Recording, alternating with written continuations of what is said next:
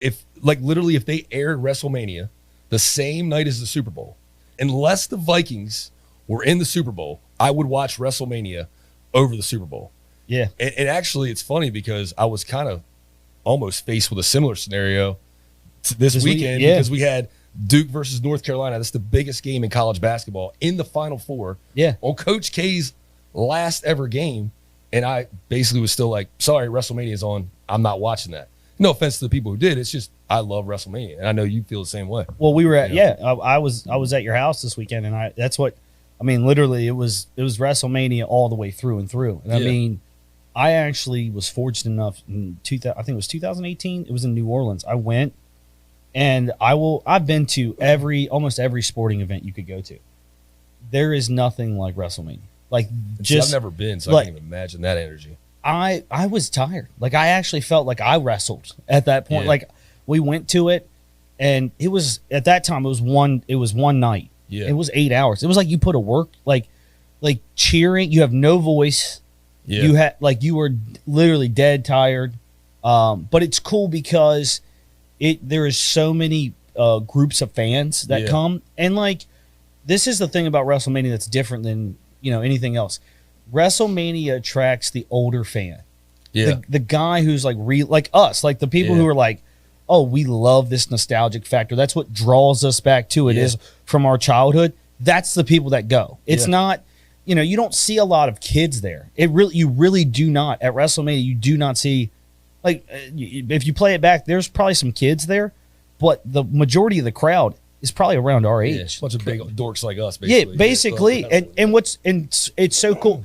That year we met people from England, and they had flown in, and it's funny because they were like, you make so many plans, you see the same people over and over, especially in New Orleans. Yep. And we were at Pat O'Brien's, and we're making plans like, hey, after the show we'll meet you back here, this and that. Yeah. Dude, have a show. I went home. That was the streak WrestleMania too, right? No. That was Daniel.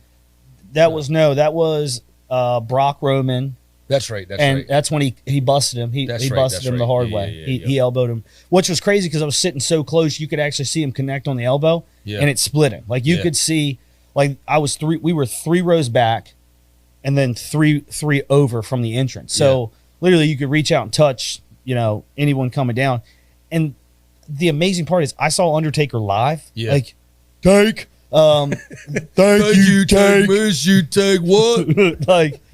I saw him live, and that was the most. I think that moment right there was the most electric moment I may have ever lived.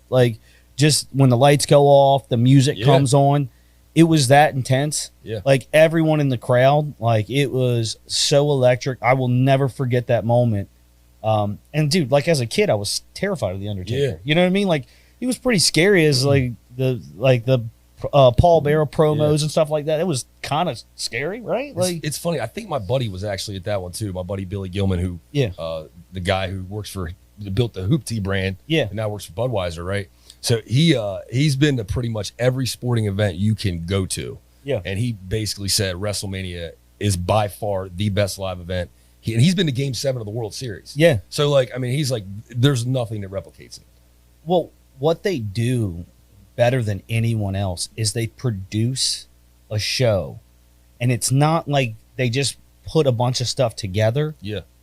A common fan, my mother, my father, my sisters all watched WrestleMania this weekend because Stone Cold was coming back. They put together a complete show for the people who watch it episodically, weekly. Yeah. And the fans that come back every year for WrestleMania, which is amazing to think about because how many places do that? How many events have that kind of drama, the theater that's involved with wrestling? Well, it's funny because I've always said that when you watch WrestleMania, it's like watching the season finale of your favorite show acted out on a Broadway stage in front of 100,000 people. Yeah. That's essentially what it is.